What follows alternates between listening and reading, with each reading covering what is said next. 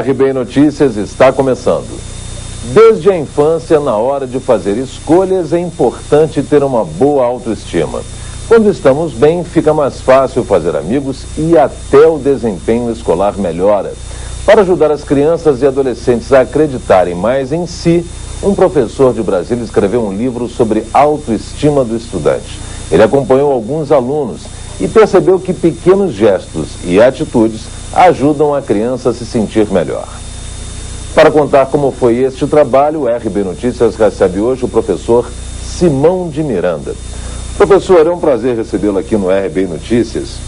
E antes da entrevista nós estávamos conversando e eu fiquei extremamente surpreso ao saber que o senhor já escreveu 17. Escreveu não, escreveu e lançou 17 livros. É verdade. Né? O que é o mais difícil. É o mais difícil. Porque publicar, escrever, realmente requer um dom. Agora, conseguir publicá-los... Conseguir alguém que confie no seu trabalho... É preciso muita autoestima. Muita autoestima. Eu acho que disso eu posso falar, porque a minha história ela é muito curiosa com relação à minha primeira publicação. Porque eu coloquei debaixo do braço, com a cara e a coragem, falei, vamos lá, né? E saiu correndo atrás da editora. Saí correndo atrás da editora. Simão, pelo que eu estou vendo, você deve ter uma história de vida muito interessante. E antes de nós falarmos, então, propriamente do seu livro, eu queria que você me contasse um pouco da sua vida. Você se tornou professor por quê e como? É uma parte curiosa da minha vida, porque eu fui concursado no Ministério da Justiça, trabalhando na imprensa nacional. E, à época, eu era agente administrativo, já há 2 anos na imprensa nacional.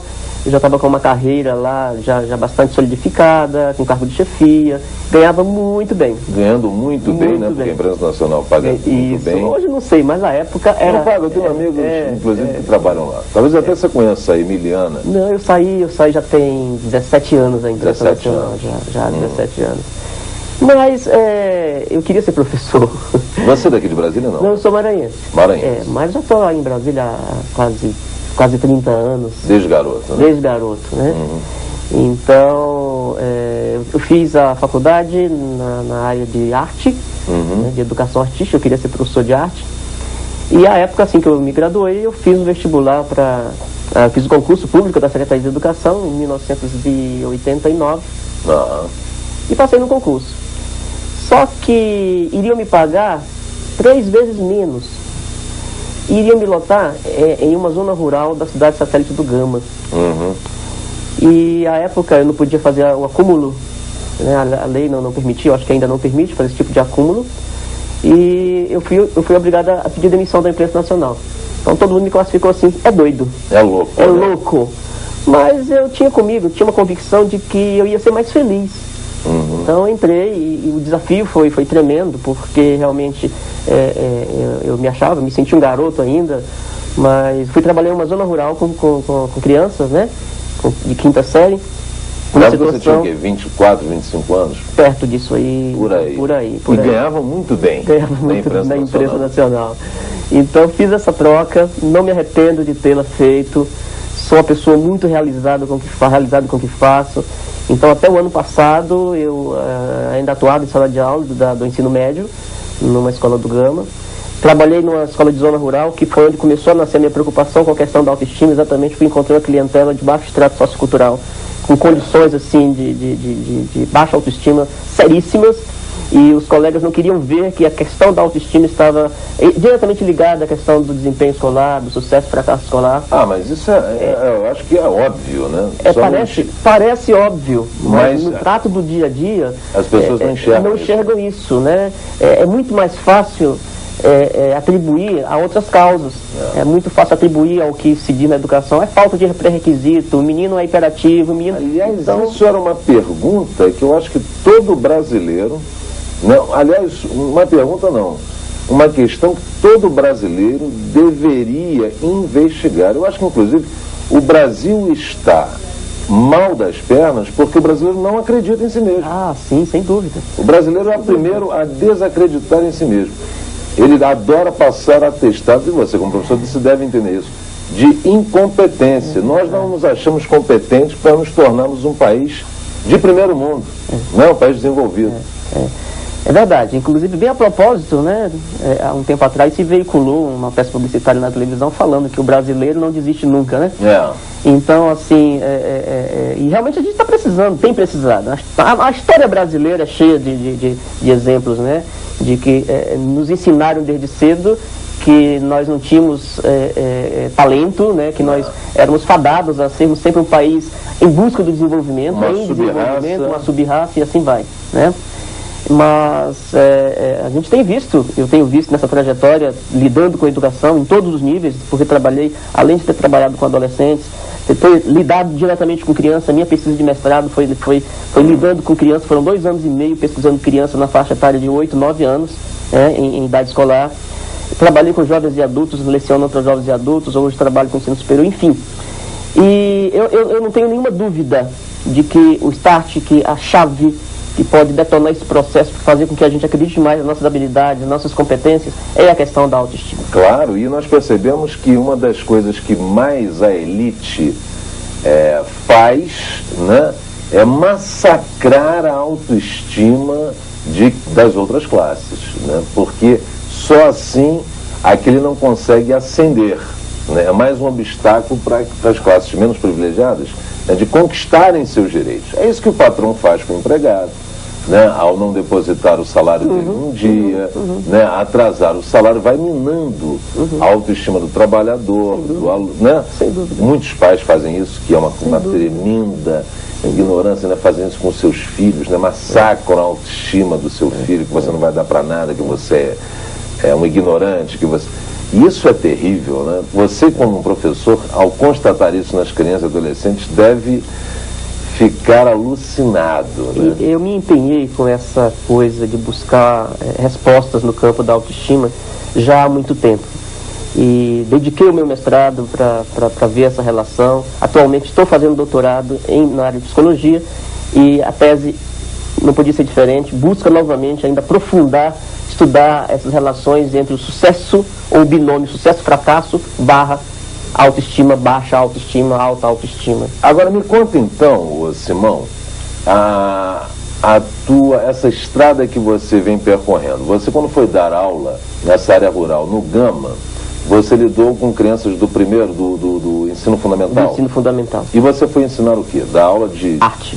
De arte? Isso, professor de educação artística. E como você começou a perceber que a autoestima desses alunos era muito baixa?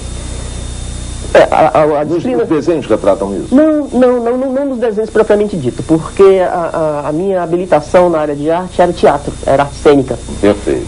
Então ali foi muito mais fácil, porque a proposta era fazer com que o aluno se expressasse. E naquela expressividade, no momento em que ele precisava, ou que era convidado, chamado a se expor, se colocar, até fazendo, aspas, um psicodrama bastante escondido, né, da proposta pedagógica da disciplina. Então começaram a me saltar os olhos principalmente a questão familiar, a desestrutura, falência da instituição família, a desestrutura familiar com qual aqueles alunos lidavam em casa, que acabava repercutindo na escola, né? A forma apática como alguns se colocavam, principalmente numa aula de arte, que era convidado para a motivação, para o movimento, para a ação. E criança adora se expressar, então, né? Se a criança não se expressava na aula de arte, se a criança se sentia bem na aula de arte, se a criança não gostava da aula de arte, que dirá então das outras disciplinas, vamos dizer assim, mais valorizadas no currículo. Mais, né? cobradas. Mais cobradas, né? Mais valorizadas até socialmente. Então, as minhas primeiras impressões começaram aí. Como é que foi o seu trabalho para tentar resgatar a autoestima desses alunos, melhorar essa autoestima? Isso, então a minha primeira tentativa foi com a brincadeira, né? Então comecei a trazer para a sala de aula proposta de jogos, tirados do folclore popular, resgatados de material pedagógico, enfim. Então comecei a aplicar atividades lúdicas na sala de aula, às vezes associado ao conteúdo, às vezes não também, levava os meninos para o pátio, propunha uma brincadeira de roda, de contar história, enfim, né? E a partir do momento em que eu comecei a perceber que ao dar a palavra para o aluno, ou garantir a palavra para o aluno, ele sentia que ele tinha valor porque eu estava valorizando aquele momento tão ímpar, tão insignificativo, ao passo que, de modo geral, nos outros momentos em sala de aula, ele só era convidado, vamos dizer assim, ele só era obrigado a falar no momento de uma prova oral, no momento da apresentação de um trabalho, e a coisa era feita sem prazer. Então comecei a perceber que a questão da satisfação em fazer alguma coisa, se sentir valorizado, era o pontapé da coisa, né? E com as atividades lúdicas em pauta, e aí, bem depois, a minha pesquisa de mestrado veio provar que realmente eu já via, eu tinha alguma razão naquilo lá. Claro que era uma razão intuitiva, vamos dizer assim, porque eu não tinha feito uma pesquisa, né? Mas após a conclusão da minha pesquisa de mestrado, a minha convicção foi totalmente assegurada, porque fenômenos como a criatividade, o potencial criativo do aluno era valorizado, ele se sentia bem quando ele conseguia romper um obstáculo, atiçado pela criatividade, pela curiosidade e criatividade. A questão afetiva, que era hipervalorizada dentro das atividades que a gente propunha, principalmente porque eu sempre trabalhei com a ideia de grupo, né, e não da questão do ensino individualizado. Então, e o lúdico, por ser uma atividade que é eminentemente grupal, né, a criança brinca em grupo mesmo, né? Então, os laços de simpatia, de empatia, de afeição, eram atados de um modo bastante interessante. De confiança, né? De confiança. Uma outra questão era a questão da socialização, a importância de estar socializado, né, de entender-se como uma peça de um mecanismo que, para que ele esteja bem, todo mundo tem que estar bem, de partilha, né? A questão da cognição, porque na medida em que os desafios eram postos, o aluno era convidado a trabalhar com seu potencial, com seu aspecto cognitivo, para superar aquelas propostas do desafio colocado pelo jogo. E você percebia que eles ganhavam mais confiança e aceitavam o desafio? Aceitavam o desafio, exatamente pelo incentivo e não por uma questão de você precisa... Senão você não vai passar de ano. Senão você não vai passar de ano, né? Então, e pela voluntariedade, porque o jogo é voluntário. Ninguém brinca quando não quer. Forçado. Nós somos assim, nós adultos. Aliás, a pior coisa do mundo é você ser forçado a alguma coisa que você não quer, né? Principalmente a sala de aula, né? Quer dizer, essas relações insípidas do professor com o aluno, sem sabor. E, aliás, eu acho que você deve ser um grande mestre, porque você foi um grande mestre de si mesmo, né? É verdade. Porque largar, né? E eu canso de falar isso aqui no programa, muitas vezes as pessoas têm a irresponsabilidade, né? Irresponsabilidade de não perceber que só o dinheiro não vai trazer a felicidade, né? Não vai trazer a realização profissional, que é uma coisa de fundamental importância para a vida do cidadão, né? Você, ao largar um emprego público que se paga muito bem, para aceitar o desafio de ser um professor, talvez a profissão mais importante e mais sucateada no nosso país, quer dizer, demonstrou muito bem que você, olha, apenas o dinheiro não está me bastando, né? Eu preciso de algo que me realize. E o que me realiza? Dar aula, ser um professor, conviver com aquele que precisa de mim. É isso que vai me trazer satisfação. Isso está expresso na sua face, né? E eu entendo dessa forma realmente, que em todos os campos da atividade profissional, a gente tem que, eu acho que é fundamental para a gente ser feliz, que é um pouco da doação, é um pouco que eu chamo de responsabilidade social. É uma palavra muito em moda, né, quando se fala em empresa, mas nós também temos a nossa responsabilidade social, em todas as etapas da nossa vida e em todas as profissões. Então, na medida em que você analisa, como eu caí na real, que eu trabalhava 40 horas para mim, né, e não doava nada para ninguém, eu ia aposentar, eu não ia sair dali se eu me acomodasse, e eu ia ser um profissional frustrado logo. Né? Então, dei uma grande guinada. Eu sou uma pessoa muito, muito, muito feliz com o que faço. E tá aí, né? Tá aí uma estrada construída. E foi a partir desse trabalho que você iniciou no Gâmara, na área rural, que você começou a escrever sobre educação? Exatamente. Foi uma coisa curiosa, porque a primeira publicação foi uma publicação independente. Botei a mão no bolso e quis fazer a coisa, porque já há 2 anos trabalhando com aqueles meninos, já tinha colecionado uma série de atividades em fichas, em papel solto, e imaginei fazer uma compilação daquilo em forma de um livrinho. E à época, uma associação de classe aqui da área de educação tinha lançado a ideia de um consórcio literário, e o pessoal publicava poesia, né? Certo. Eu já escrevia poesia desde a escola, fazia enxertos, grampeava e tal. Mas já sabia também que não era escrevendo poesia que eu ia conseguir abrir aí as fronteiras e ia dar seu recado. Não era pela poesia. Ainda hoje escrevo minha poesia, né? Mas, então, fiz uma coletânea, né, com essas atividades que chamei o Livro dos Primeiros Socorros, Jogos e Exercícios Lúdicos. Era um livrinho pequenininho, só 500 exemplares. Mas quando isso chegou nas mãos dos meus colegas, causou um alvoroço. Em menos de 6 meses foi uma coisa fantástica. Em menos de 6 meses eu tinha um exemplar que era o meu, da minha biblioteca. Né? Então... E você percebeu que aquele livro estava sendo de grande valia para os seus colegas? Para os meus colegas. E assim, eu via colegas da área de matemática, da área de geografia. Então isso me deixou muito satisfeito. Então, serviu de um manual, por exemplo, não só para ser colocado em prática na sala de aula, mas também para que vocês, professores, discutissem acerca de vários temas? Sem dúvida alguma. Então, em função desse material, o Correio Brasiliense publicou uma matéria extensa, 2 páginas na época, isso em 1989, né? E aí fui começando a receber convites para dar palestra em escolas, para professores, treinamento de professores. Então foi uma coisa muito interessante.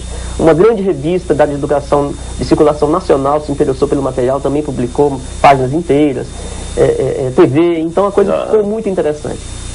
Daí que me veio a ideia de tentar furar o cerco, né, de uma publicação independente e tentar fazer isso chegar um pouco mais além, porque eu aspirava a fazer com que essa proposta pudesse chegar aos locais mais distantes, né, do país, porque se no Distrito Federal, se tratando da capital da República, a 60 quilômetros do plano piloto, eu encontro uma realidade tão triste, eu ficava me imaginando que dirá exatamente, né, nos rincões mais distantes do nosso país, como é que a coisa funcionava. Qual era a preocupação então que se teria com essa questão tão íntima do aluno, que era a questão do autoconceito? Deve ser terrível, né? Porque nessas regiões mais distantes sequer existe a presença do Estado, né?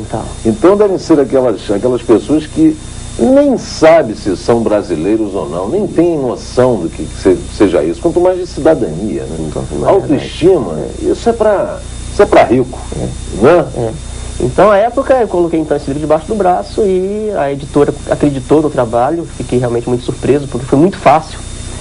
Mas, ao passo que a editora acreditava no trabalho do ponto de vista comercial, claro, eu acreditava no livro como um instrumento, né, que pudesse, a editora Papyrus... De provocação. De provocação, exatamente. A editora Papyrus, ela tem 60 pontos de distribuição no país.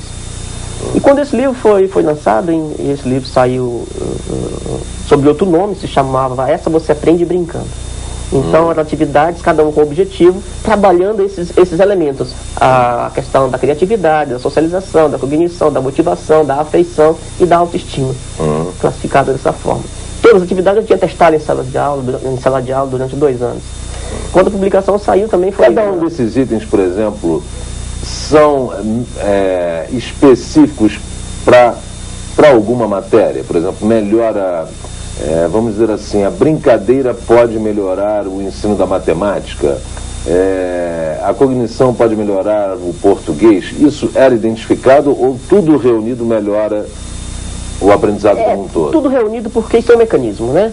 Então eu entendo que... É uma engrenagem. É uma engrenagem, exatamente. Cada um desses fenômenos é uma pecinha desse mecanismo, é uma engrenagem que se conecta, uma alimenta a outra, que é alimentada pela primeira e assim se azeita, faz o azeitamento desse mecanismo. Agora, você fez questão de, no livro, a experiência que você vivenciou, aquilo que você experimentou mesmo, você começava por como? Como uma brincadeira? Exatamente. Então, eu acho que a grande sacada foi exatamente porque o livro não era apenas um manualzinho prático do tipo faça você mesmo, né? Faça isso, né? Não era. Número 1, 2, nunca foi. Então todos os meus livros depois tomaram essa característica, porque foi uma coisa que foi muito bem recebido país afora.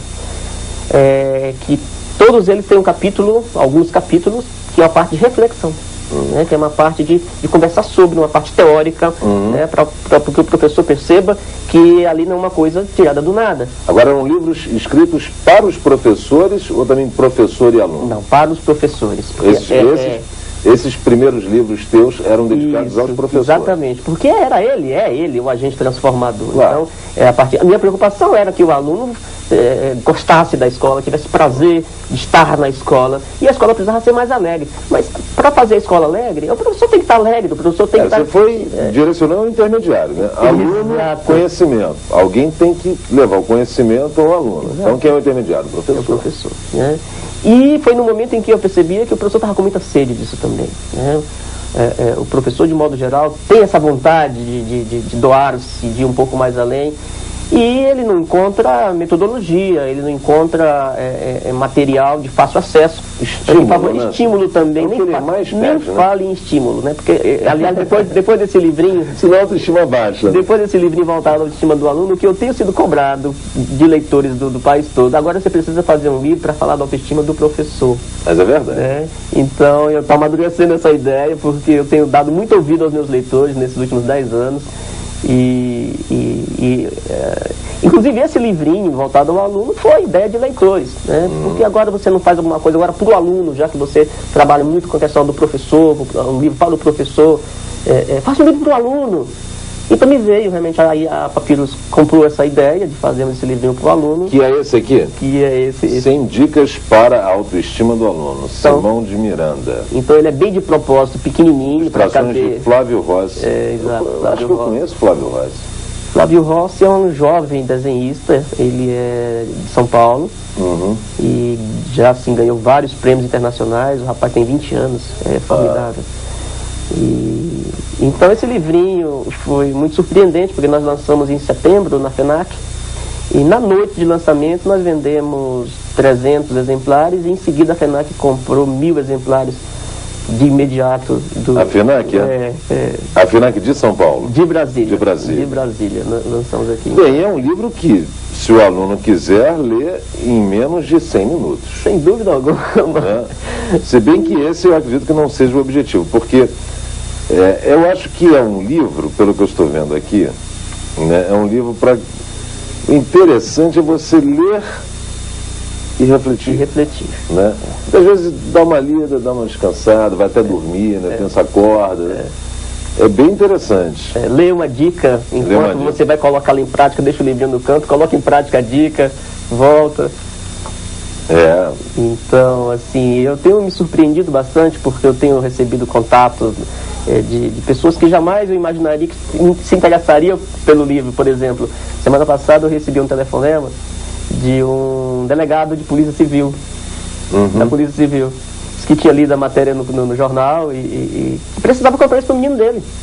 Olha só que interessante, né? Então, assim, a clientela tem sido muito diversificada. Eu abri aqui na dica 45, que eu acho sensacional isso aqui. Chame seus colegas, o pessoal da direção, da cantina, da biblioteca, da limpeza e os professores pelo nome.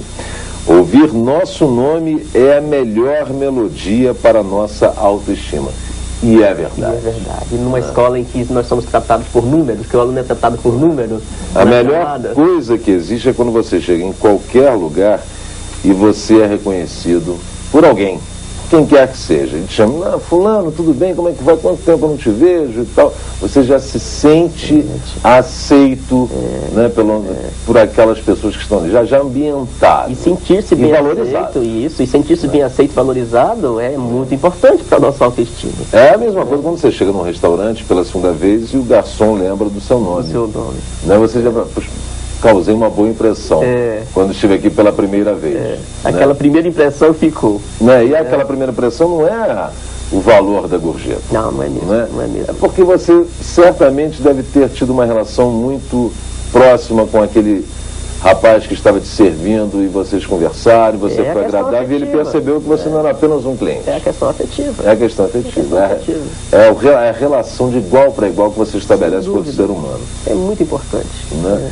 E essa mudança, Simão, você lidou com crianças e adolescentes, vem ao longo desses anos escrevendo, né, para os professores como ajudá-los nesse meio, né, de transmitir a mensagem para o aluno. E agora você está na universidade. É outro mundo. Né? Apesar de ser também, você esteja lidando com alunos e professores, é bem distante do ensino fundamental. É verdade, mas tem uma questão... Aliás, você chegou a fazer essa ponte? Chegou a pegar o segundo grau?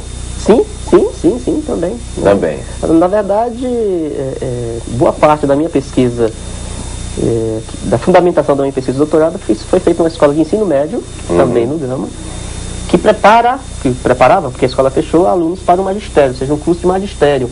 Então, era um ambiente bastante interessante para poder colocar isso em prática. Talvez o melhor laboratório. O melhor laboratório, as professorinhas, né, que estavam ali já recebendo a formação para lidar com as crianças. Né? Então, o desse laboratório foi na escola normal. E agora na universidade? Pois é, então, bem a propósito, eu trabalho em um curso de pedagogia, que também está formando professores para trabalhar com crianças. Né? Então, eu canso de dizer que, além do conteúdo que eu leciono 3 ou 4 disciplinas, sempre estou abrindo espaço para falar da questão do lúdico, sempre, e quero dar um exemplo, né? Ponho meus livros dentro da sala de aula e digo como é que a gente pode trabalhar com o lúdico, como é que a gente pode trabalhar com a dinâmica de grupo, né? Como é que a gente pode associar a dinâmica de grupo e o jogo às relações pessoais, à questão pedagógica, né? Há sempre espaço para trabalhar a questão do lúdico. Inclusive numa disciplina que eu leciono, que é uma disciplina chamada metodologia científica, que é o bicho-papão do terceiro grau. Então, meus alunos percebem que, mesmo na metodologia científica, com aquelas brumas da ciência tão espessas, é possível ser feliz, é possível ser alegre, é possível fazer uma aula prazerosa. Né? E, quiçá, eles levem isso para a prática. Mesmo aquela disciplina chata, extremamente teórica, dá para se aprender de uma maneira leve. Né? A minha vida inteira eu tenho me empenhado para dizer que qualquer que seja a disciplina, é possível fazê-la de modo leve. Está escrito em nenhum manual que a gente tem que ser sisudo. É verdade. Não está escrito em nenhum lugar. Simão, olha, infelizmente, mas infelizmente mesmo, nosso tempo já acabou. Agora que a conversa estava melhorando, está ficando boa, mas nosso tempo acabou. E antes de nós encerrarmos, eu gostaria que você desse os telefones para contato e também o site para as pessoas que estejam interessadas, né, em saber sobre os teus métodos, né, e quem sabe também poder adquirir os teus livros, né? Que já são 17. São 17, esse ano sai mais 3. Sai mais 3? Então a gente faz 20 esse ano, né? Nós estamos lançando 2. Acho melhor o Paulo Coelho se cuidar. Simão de Miranda vem aí. Não tem essa pretensão, não tem essa pretensão. Está lançando na Bienal do Rio agora, né? Em abril, final de março, início de abril. Duas publicações na área, né? Não fujo dessa área. Isso seria o que? Didática? A pedagogia. Pedagogia, né? Dentro da área pedagógica, associada à questão da psicologia, que tem sido meu estudo mais recente, né? Tive notícias agora, tenho 2 materiais que estão traduzidos em Portugal, para o português de Portugal, 2 publicações, inclusive Porto, na cidade de Porto, adotou na rede pública 2 livros meus. Olha só. Né? Adotou, né? Então são coisas que deixam a gente assim, bastante animado para continuar, né? Para a gente não esmorecer, né? Então, e a rede pública aqui vem adotando teus livros? Não, a iniciativa parte mais do professor. Parte mais do professor. O Estado de São Paulo tem um livro adotado meu, a município, aliás, a Secretaria de Estado Municipal de Educação tem um livro adotado. Certo. E tem notícia que Campinas também tem feito um trabalho com um dos meus livros na área de pós-graduação. Olha que interessante. Lá em Campinas. E assim a gente vai tendo notícias, né? De como as coisas estão caminhando. Assim você vai colocando tua semente. Então, claro, né? O meu site é o www.ludico.kit.net. Você pode repetir, Simão? www.ludico.kit.net. Os telefones são 340-0338, né? 340-0338. E tem esse o 347-8461. É isso, Simão? Esses telefones são do distribuidor da editora em Brasília, aqui na Asa Norte, o J. Quinderé, e lá o leitor, né, o professor... Vai encontrar certamente os teus livros de Simão de Miranda. Pela Papiros. Tá, o site, eu vou repetir então, www.ludico.kit.net. Tá bom, Simão de Miranda, professor e escritor, muito obrigado pela tua presença, parabéns pelo trabalho que você vem realizando com os professores, com essas crianças e adolescentes, e muitíssimo obrigado pela entrevista. Eu que agradeço a oportunidade e fico à disposição para outros momentos. Tá certo. Nós vamos para um rápido intervalo e voltamos em seguida com o segundo bloco do RBN Notícias. Até já. Cair, convido o profissional a refletir sobre esse papel. A ideia é incentivar o educador a implementar estratégias criativas em sala de aula para estimular a afetividade dos alunos. E o autor da obra, professor Simão de Miranda, é o entrevistado de hoje aqui no RB Notícias. Professor Simão de Miranda, é um prazer mais uma vez recebê-lo aqui no RB Notícias. E o senhor está no 19º livro. Verdade, Pedro. Lançou ele quando? Nós lançamos em abril, na Bienal do Rio. No Rio de Janeiro. Rio de Janeiro, né? Foi lançado por lá. E lançamos em São Paulo também. O Papyrus fez um lançamento em São Paulo junto com uma oficina para professores. E lançamos também em Brasília, na FENAC. Agora nessa última sexta-feira. Isso. Tá, deixa eu dar uma olhada aqui no livro. Professor, não deixa a peteca cair. 63 ideias para aulas criativas. Deixa eu só desmarcar aqui só um minutinho. Vou mostrar aqui. Isso. Bem, esse livro, Não Deixa a Peteca Cair, eu acho o título sensacional, né? Porque realmente para ser professor hoje, hein, Simão? Tá complicado. É verdade, a peteca tem que estar no alto, né? Tem que estar no alto. Simão, você é professor há quantos anos já? Pedro, lá se vão 16 ou 17 anos, se não me falha a memória. 17 anos. Bem, e você é professor de graduação, de pós-graduação? Hoje eu tenho concentrado minhas atividades na graduação e na pós-graduação. Certo. Mas eu vim de uma carreira aí que começou com o ensino fundamental, de 5ª série. Enfim, eu experimentei todas as modalidades de ensino, de supletivo, de zona rural, de zona urbana. Pois é, então você tem uma larga experiência. E eu acredito que agora na pós-graduação, né, você tenha um contato direto, né, com professores que estão querendo uma especialização maior e deve ver, né, assistir, presenciar, né, testemunhar as dificuldades, né, desses profissionais em sala de aula. Como é que anda o ânimo do professor? Pois é, essa metáfora da peteca, eu acho que ela veio bem a calhar, porque a peteca no chão, a peteca caída, vamos dizer assim, simboliza essa desmotivação pela qual passa o docente, de modo geral. A desistência, né? A desistência, aquela ausência de um sentimento de valorização, de retorno pessoal, profissional.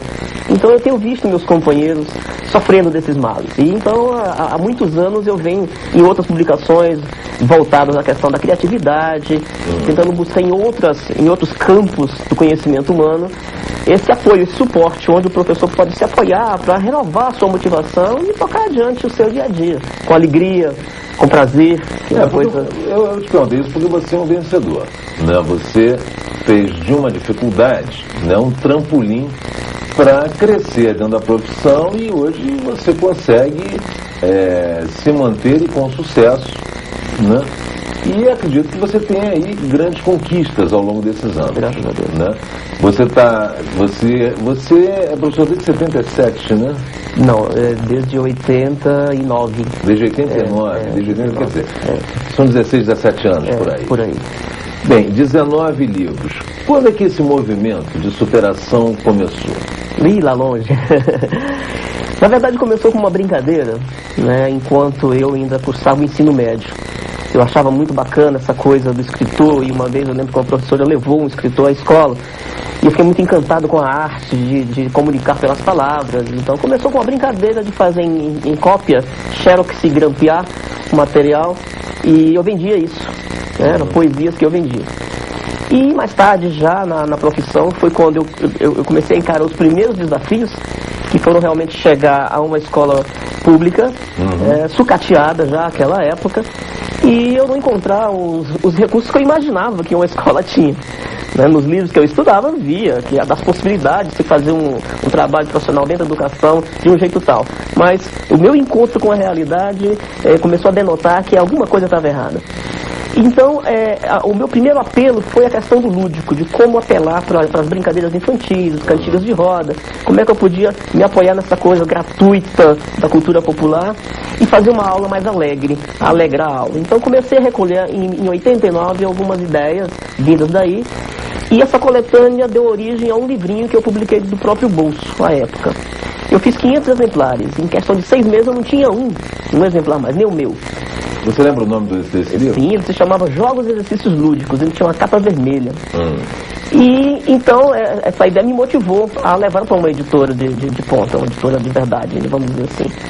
Então fui para o Rio de Janeiro, na verdade mandei pelo correio para a Vozes, e a Vozes até se interessou pelo livro, o que me encantou bastante, editora Vozes, eu era um menino.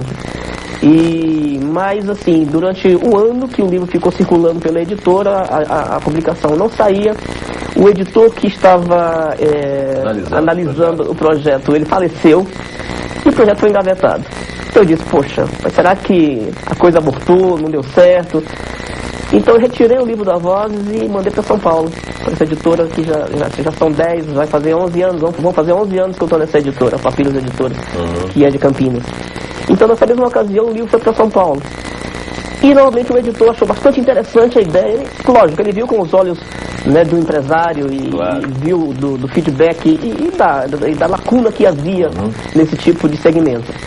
Então, ele se interessou pelo livro e, curiosamente, também ele veio a falecer antes de ver o livro publicado. Pô, mas você... Rapaz, eu falei assim, será que estou matando os editores? Estão virando um serial killer? Serial killer, rapaz. Apenas eram escritores, estão me tornando um serial killer. Pois não é? De editores. Ainda bem que o livro saiu pela Papiros, porque se eu fosse buscar uma outra editora, certamente eu mataria o editor. Né? Então o livro saiu, se chamou Essa Você Aprende Brincando, ele saiu em 95. E graças a Deus, de lá para cá a gente tem publicado 1 ou 2 livros por ano. Nós temos com 2 traduções para o português de Portugal e países de língua portuguesa, e edições sucessivas, enfim, graças a Deus, hoje a gente tem cerca de 80 mil exemplares vendidos. Quando você começou no ensino fundamental, Simão, você dava aula de quê? De educação artística. Educação artística. Minha graduação é em arte. Bem, eu já li vários livros de autoajuda, livros sobre determinados assuntos, como vendas. É muito comum em vendas, marketing. E nós percebemos o seguinte, que os bons professores geralmente ensinam, né, com brincadeiras, ensinam propondo jogos. Realmente, didaticamente, é interessante, é eficiente, por exemplo, o jogo. Não há nenhuma dúvida disso. A gente poderia analisar isso pelo ponto de vista do bom senso e até do ponto de vista da evolução da humanidade. Quer dizer, a atividade lúdica, ela está na espécie humana desde os seus primórdios. A descoberta das ferramentas, por exemplo, da linguagem, por exemplo, também, foram alicerçadas em cima da atividade lúdica. Então é algo inerente ao homem. E as primeiras experiências com o objeto na educação antigas remontam a Jean-Jacques Rousseau. E o que me deixa assim até triste é que hoje... O Rousseau, ele propõe isso ao filho, né? A educação do filho, através de jogos e brincadeiras. Em Emílio ele fala muito dessa questão, desafios, da questão da criatividade, enfim. Então, graças a Deus que hoje até o mercado livreiro tem se interessado muito nesse aspecto e exatamente por isso essas informações ou as propostas de como aliançar o lúdico à educação têm chegado ao professor, o professor tem se interessado.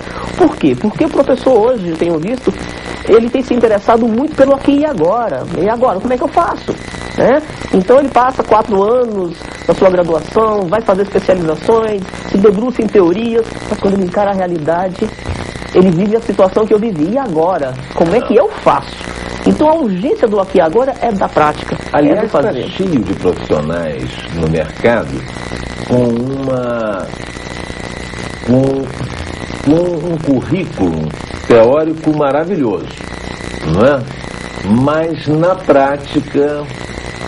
É verdade. Não é verdade? É verdade. E infelizmente eu canso de citar isso aqui, economistas no Brasil, nós temos hoje aos montes, né? Todos com mestrado, doutorado, pós-doutorado, mas na hora que assume lá o Banco Central ou o Ministério da Fazenda... Mas esse exemplo da economia pode se aplicar à educação também, infelizmente. Nós temos aí doutores e pós-doutores e PhDs aí para dar de rodo, como a gente diz, e a educação brasileira está do jeito que está.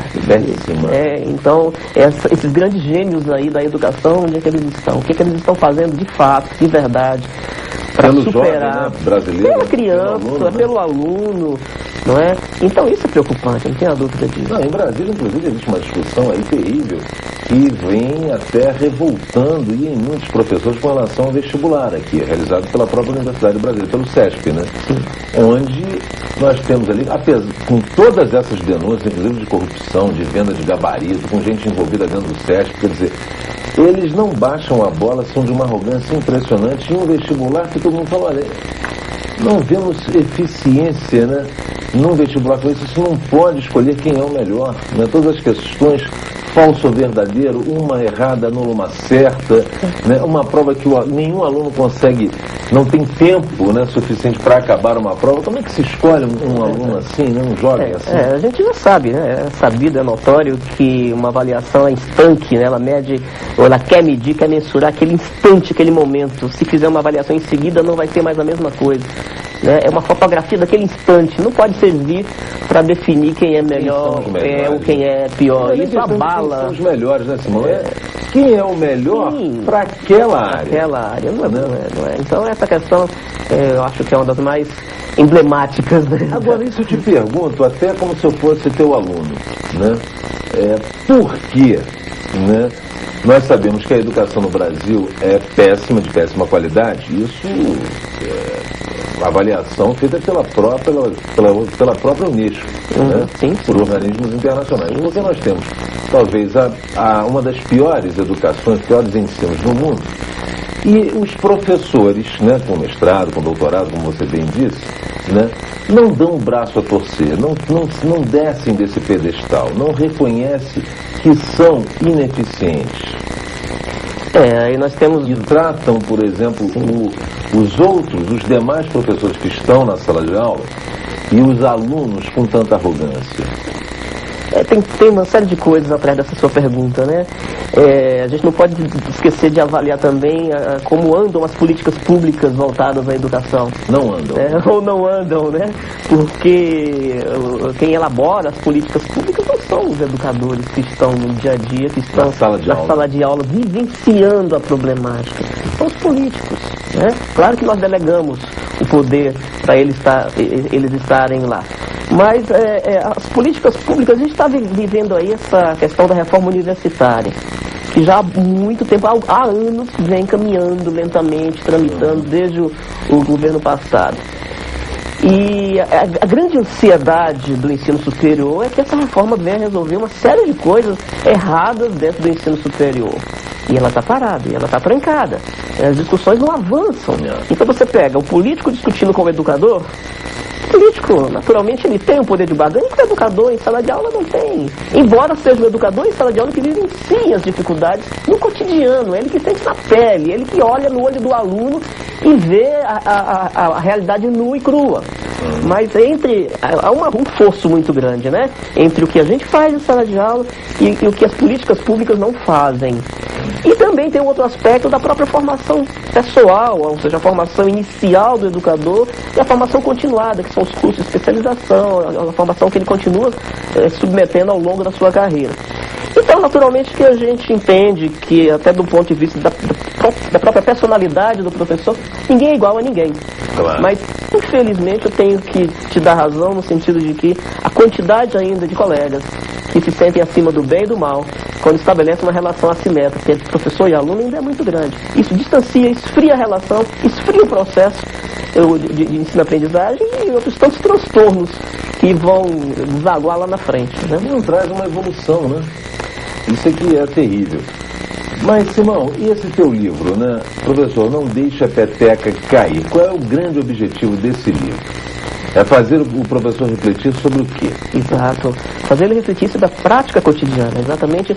Talvez eu esteja trazendo aí para o professor brasileiro aquilo que eu gostaria de ter achado quando eu encontrei as minhas primeiras dificuldades.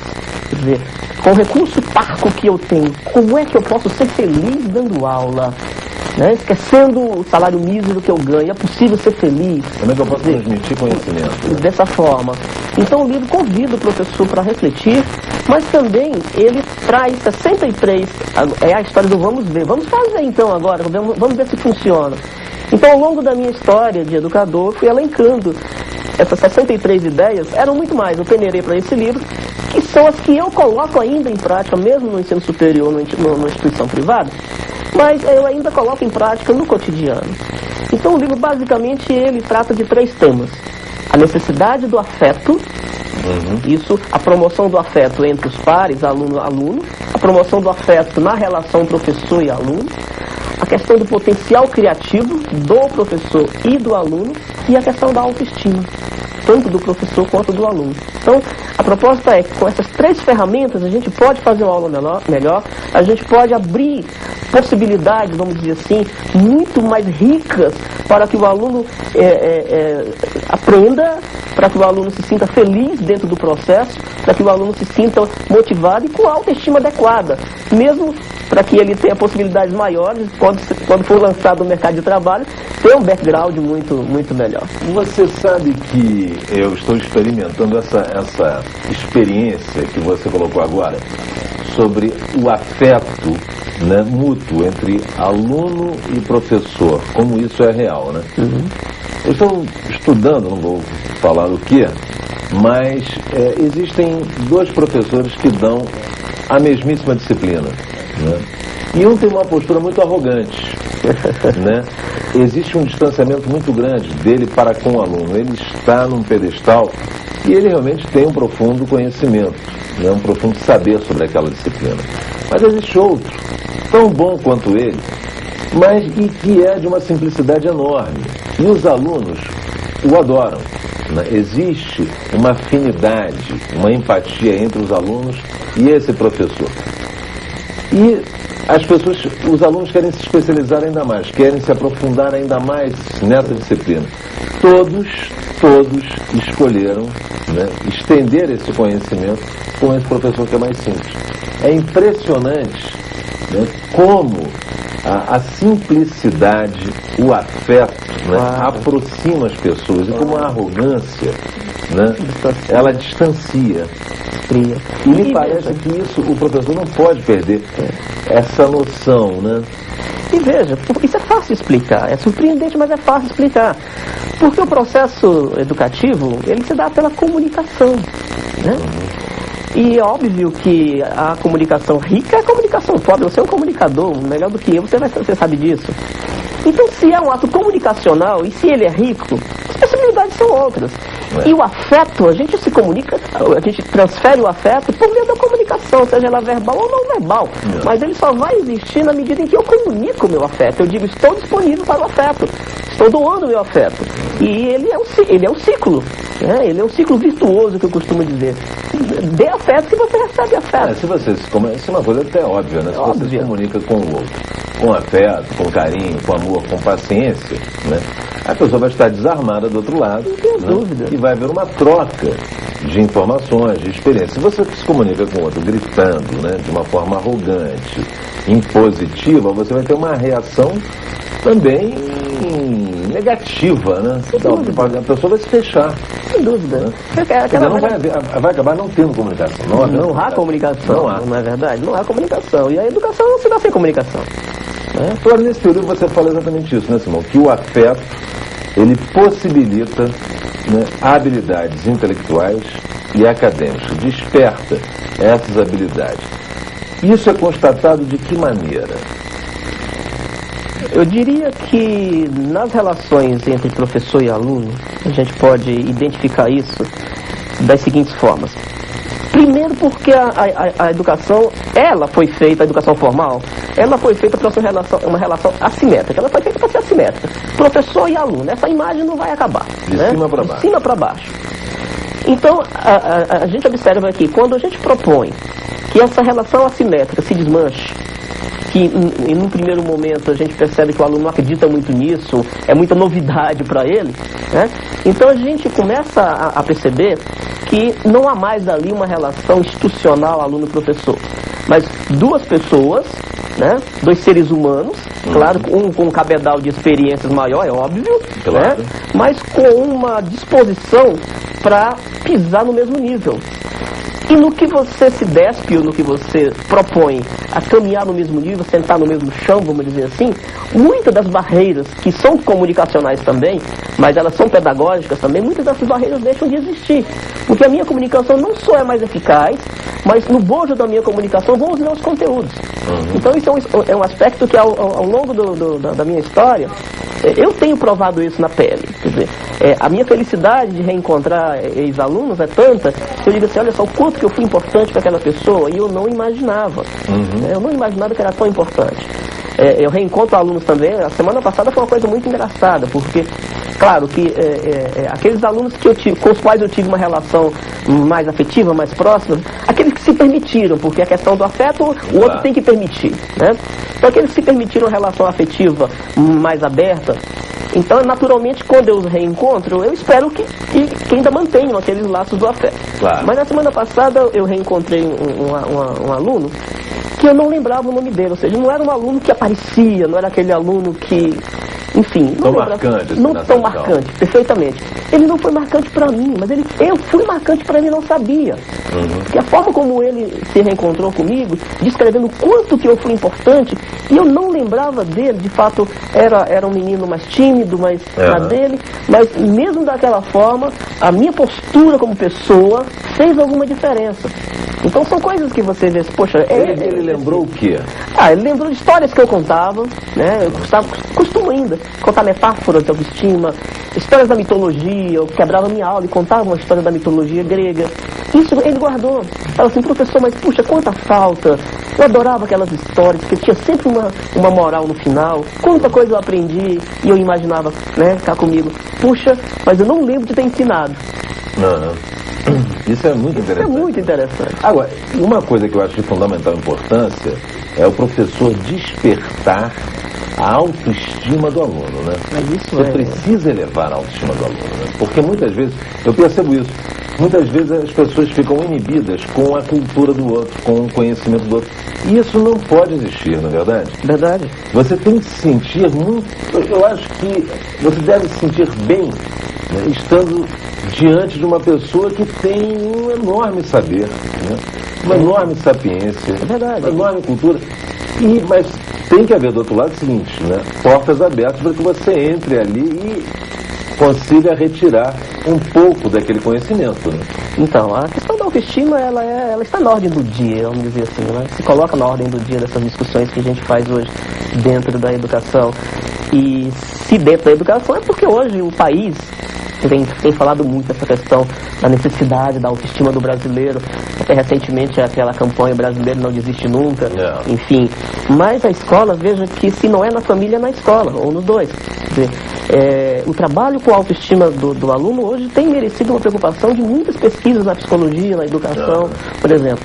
Então, hoje a gente tem visto a quantidade de publicações que tem se voltado a abordar este assunto, em que pese eu sempre tenho dito, procurem separar o joio do trigo também, porque no bojo essa enxurrada de novidades do mercado livreiro, vem muita coisa também que não é muita coisa que se diz milagrosa, né? O pauzinho mágico, transforme, não é bem assim. Então a autoestima ela se forma desde que a gente vê o mundo, quando nas nossas primeiras experiências interativas com o mundo, nós começamos a formar o nosso autoconceito, porque a forma como nos abraçaram já diz o que nós somos para quem nos abraçou. Então isso é um processo ao longo do tempo que ou nos faz muito bem, muito bons nesse sentido de acreditar nos seus potenciais, descobrir os seus valores, ter, né, enfim, aquela autoconsciência, autorreferência, ou não, né? Então esses primeiros contatos, que é a família, né, eles podem dizer, não determinar, mas eles podem indicar que pessoas que nós seremos, né? Se com autoestima adequada ou se com a baixa estima. Agora imagina o tamanho do dano que a gente pode imaginar que não tem na vida profissional, social de uma pessoa, que desde os primeiros contatos com os seus iguais vai construindo esse autoconceito inadequado, e mais para frente ele vai para a escola trata também de não valorizar determinados aspectos que para ele é importante, mas para a escola não. Por exemplo, a escola tradicionalmente valoriza as habilidades cognitivas, né? É matemática, é o português. O aluno pode ser muito bom em futebol, muito bom na arte, mas se ele não for bom em matemática e em português, ele é um zero à esquerda. E isso o aluno é desprezado. Isso vai ser internalizado, é um processo de internalização muito violento. Então eu fico imaginando que pessoa é essa, enfim, como é que ela vai lidar com isso fora dos muros da escola. Aliás, Simão, você agora falando uma coisa que eu fico impressionado. E este governo defendeu exatamente o contrário do que você falou, não é? Que desenvolver, que descobrir talentos, né, seria uma forma de discriminação. Quer dizer, é um negócio absurdo isso, né? Que se fulano é bom em matemática, não é bom você descobrir esse talento e desenvolver aquilo porque vai ser uma discriminação com os outros. Quer dizer, se você não descobre talento, você não consegue nem formar um time de futebol. Puxa vida. Não é verdade? Isso parece tão óbvio, né? É óbvio. E me parece o seguinte, é exatamente isso que você falou. Não é porque fulano não é bom em matemática ou em português que ele não tem suas habilidades, né, ou não tem seus talentos. Ele pode ser um excelente historiador, um excelente geógrafo, ou um excelente artista, sem dúvida, né, ou um excelente esportista, sem dúvida. Não é verdade? Agora, é difícil hoje para o professor que anda tão massacrado motivar esse aluno também que não tem muita esperança, né, na escola. É verdade. Um desmotivado não motiva outro, né? A gente parte desse pressuposto. Mas eu entendo que quem abraça a profissão de educador, ele fez uma opção. Ele fez uma opção muito séria para conduzir na vida profissional. Então, ele tem uma responsabilidade que o outro não tem, que o médico não tem, que, enfim, é uma responsabilidade social. Então, ele tem uma responsabilidade social. Então, eu diria assim, então vamos tratar da ferida do professor, né? Eu não acredito, claro, como já disse ainda há pouco, eu não acredito em fórmulas mágicas, não acredito em poções milagrosas.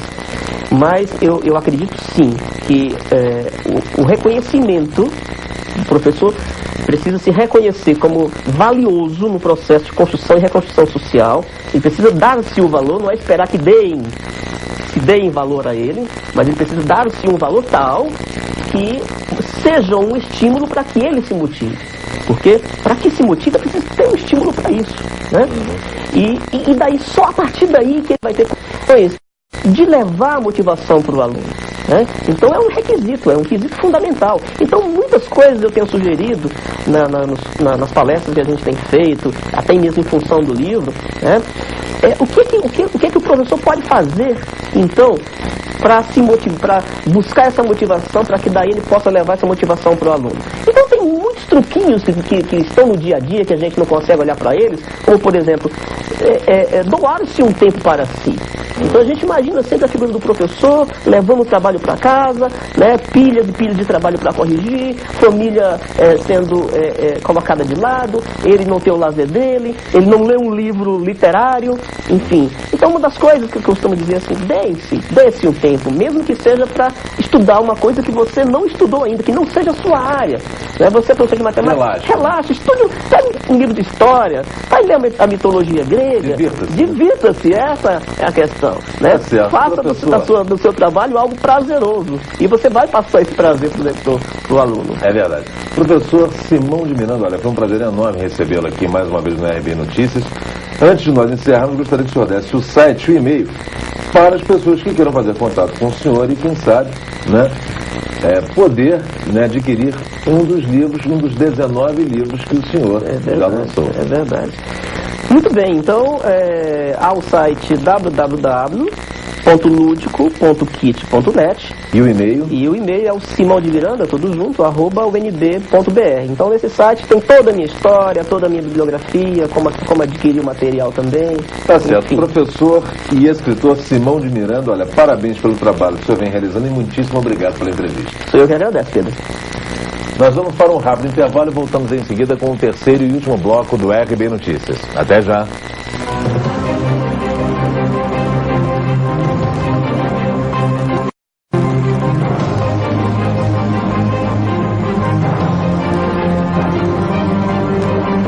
Universidade.